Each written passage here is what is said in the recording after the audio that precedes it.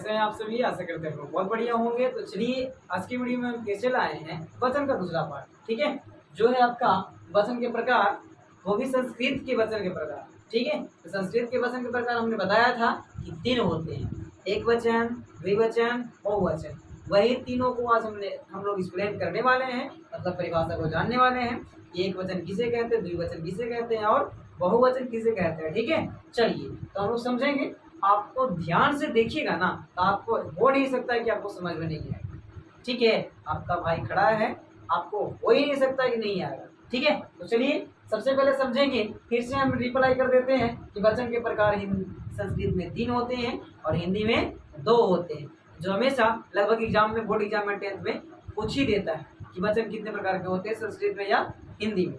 तो आपको देखना है, उसी हिसाब से मानना है संस्कृत में पूछ रहा है या फिर हिंदी में पूछ रहा है। ठीक है, आपको सवाल तो करने आ गया होगा कि आप कौन हिंदी में पूछ रहे हैं, संस्कृत में पूछ रहे हैं। ये तो सवाल आपको बताए थे, हम अगले जो क्लास लिए थे, अगले वाला वीडियो था उसी में आपका दिया गया था। बताइए कि संस्कृत में पूछ रहे हैं कि आप हिंदी में पूछ रहे हैं। ठीक है, अगर हिंदी में पूछे तो 2 गो और संस्कृत में पूछे तो 3 गो। समझ रहे हैं ना? चलिए तो वही 3 का हम लोग परिभाषा जानेंगे, और हिंदी का बात करें तो 2 गो बता देना है, बहुवचन और एक वचन का, है ना? चलिए ध्यान से, तो एक वचन किसे कहते हैं, सबसे पहला पार्ट यही ना है। तो आप देखिए ध्यान से, अगर कोई आपको एक संख्या की बात करे ना, एक कलम, एक किताब, एक लड़का, एक शहर, ऐसे बात करे तो एक वचन में आता है। मतलब एक चीज का बोध होगा ना अगर, तो एक वचन में आता है। मतलब देखिए ध्यान सुनिएगा कि एक वचन किसे कहते हैं। तो क्या दिया गया है, जिससे किसी एक व्यक्ति, वस्तु या स्थान का बोध हो। मतलब सिर्फ एक, अकेला, अगर अकेला का बोध होगा तो उसको एक वचन कहेंगे। एग्जाम्पल देख लो, एक लोग, व्यक्ति की बात था तो एक लोग। ठीक है, आइए, या एक मोहन, एक सोहन, ऐसे कह सकते हैं।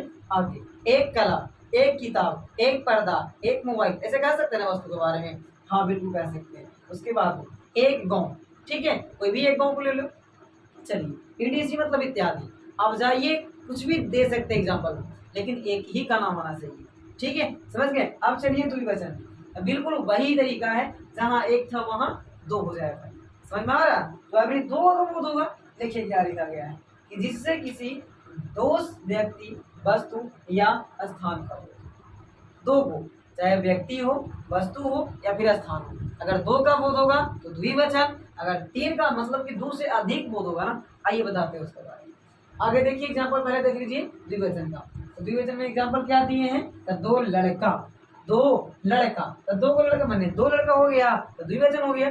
ठीक है, जब 2 का बोध होगा तो द्विवचन, और अगर 1 का बोध होगा तो एक वचन। समझ गए?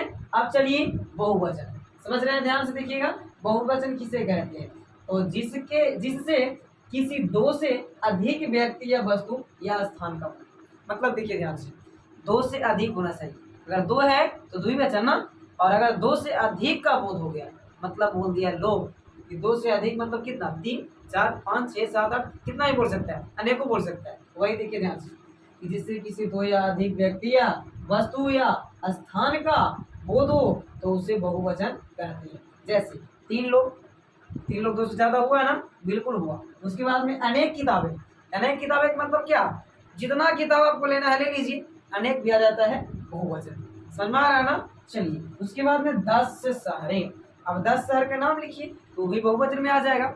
10 की बात है ना, मतलब कि अगर 2 से अधिक की बात करें, 2 से अधिक संख्या की बात करें तो वो क्या हो जाएगा, बहुवचन। ठीक है, देखिए, तो सबसे पहले आपको एक वचन बोले तो 1 को संख्या के बोध करवाना है, द्विवचन बोले तो 2 को संख्या के बोध करवाना है, और बहुवचन बोले तो आपको क्या करना है, 3 को संख्या, मतलब कि 2 से अधिक संख्या का बोध करवाना है। जितना ही बोल दीजिए 2 से अधिक, ये नहीं कि हम 3 लिखे तो 3 ही और अनेक लिखे तो अनेक, ऐसा नहीं, आपको जो मन करे वो डाल सकते हैं। तो आशा करते हैं ये वीडियो आपको बहुत बढ़िया लगा होगा। मेरे चैनल को सब्सक्राइब करें, लाइक करें और शेयर करें, ताकि हम इसी प्रकार की वीडियो हमेशा आप लोगों के लिए लाते रहें।